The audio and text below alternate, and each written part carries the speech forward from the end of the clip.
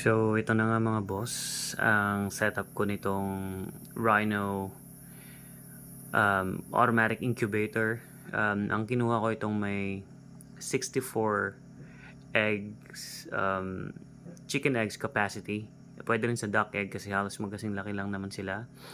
Hindi ko pa mapuno kasi hindi pa ganun karami yung um, hens ko. Pero nagtatry naman ako mag-keep para mapuno natin siya para hindi sayang sa kuryente. So yan. Nakaset siya sa by default nakaset siya sa 37.8 degrees Celsius, which is yun yung talagang kailangan ng mga itlog para mapisa. And ay na, titingnan na natin. So meron siyang pwede mo siyang dagdagan, bawasan, iset mo siya depende sa pangangailangan mong temperature. And then meron tayo ditong ito yung pang candling na tinatawag. So yan. Pwede mong ipatong diyan yung itlog and then makikita mo kung fertile ba siya or hindi. That's after or on the 10th day. So yun. I'll make a separate video para doon. Tapos mga boss, ito na nga yung mga itlog na pinapa-fertile or pinapapisa natin. So meron ako ditong mga less than 40 eggs so far. And kung makikita nyo nga may allowance pa. So itong cable nito, ito yung konektado to pa sa para mag-rotate yung mga itlog automatically. Tapos yan nga, pag inangat mo, syempre sisingaw yung init. As you can see, bumaba yung temperature into 36, now at 35, and still dropping.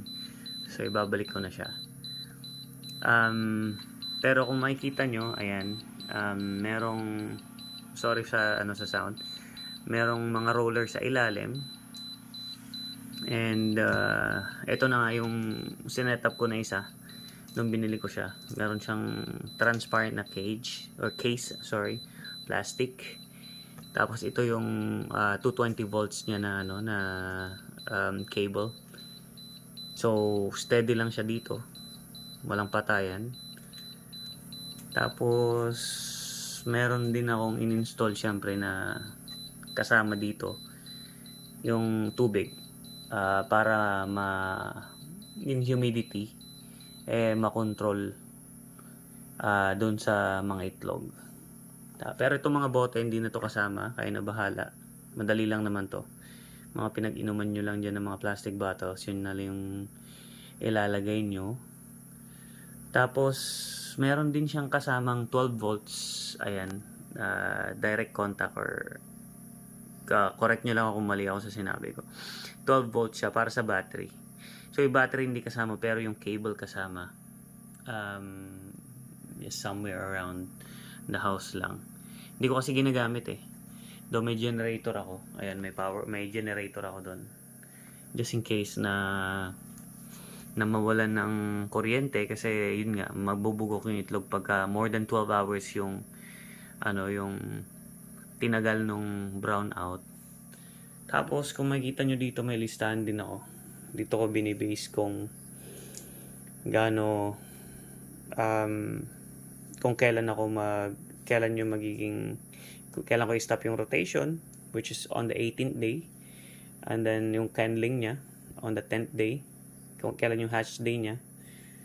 Tapos yun kung ilang itlog, 35 lang pala yung nilagay ko, pero dinagdagan ko siya ng 3, so 38 yun for sure. Yun, and so far nakapagpa-hatch na ako. Yung una kong nilagay 12 lang, and nakapagpa-hatch ako ng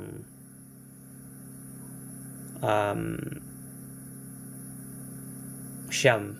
So when it comes to effectiveness, maganda siya talaga. Actually, hindi siya gaya ng ibang incubator na iikot-ikot mo pa.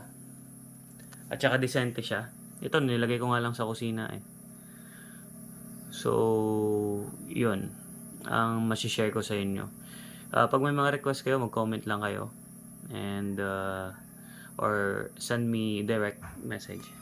So yun nga po, para po sa akin, from the scale of 1 to 5, 5 being the highest, 1 being the lowest, 4.5 po siya sa akin. So Second salang na po ng mga itlog na pinapahatch ko. Hopefully, mas mataas yung mortality rate niya.